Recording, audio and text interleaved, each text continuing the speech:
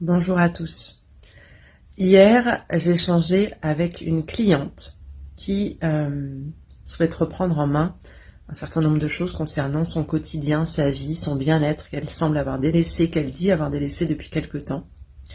Et elle observe notamment qu'elle se régénère beaucoup dans des moments de solitude. C'est une maman et une compagne d'un monsieur qui a des enfants également, donc famille recomposée. Donc les moments de solitude ne sont pas son quotidien. Mais elle sent qu'elle se ressource et elle sait qu'elle se ressource dans des moments de solitude qui lui font défaut aujourd'hui et qu'elle souhaite remettre un petit peu dans sa vie.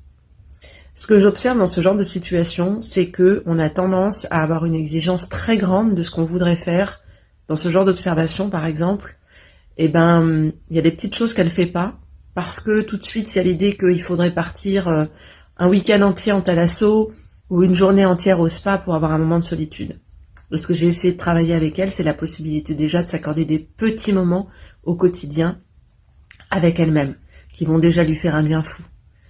Une fois après avoir déposé les enfants à l'école le matin, par exemple, et avant d'aller au travail, passer un quart d'heure au comptoir du café, prendre un café et prendre un moment pour soi. Prendre ce vrai moment entre la course avec les enfants et la course au boulot, prendre un vrai moment de break pour soi, même un petit quart d'heure.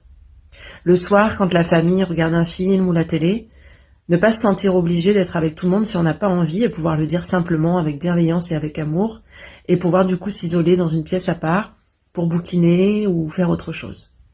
Et c'est des petites choses comme ça. Tout de suite, on a tendance à vouloir effectivement trop grand et très grand. Du coup, c'est décourageant et ça nous met dans l'immobilisme et on ne fait rien.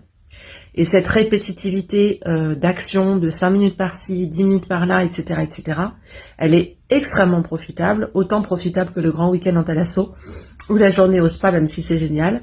Et c'est surtout sa répétitivité qui va compter, qui va vous donner effectivement plus d'énergie, plus de plaisir au quotidien et qui va vous donner envie de continuer et peut-être de libérer de plus en plus de temps et d'arriver à cette journée au spa ou ce week-end en thalasso pour reprendre cet exemple. Donc ne lésinez pas sur les quelques minutes que vous pouvez prendre pour vous, par exemple, si je prends cet exemple, les quelques minutes que vous pouvez prendre pour vous, par-ci, par-là, même si vous êtes parent, même si vous travaillez, même si c'est la course un peu tout le temps, même si vous avez l'impression de manquer de temps, prenez quelques minutes pour vous de temps en temps. Ce n'est pas superflu et ce n'est pas rien et ça compte. Voilà.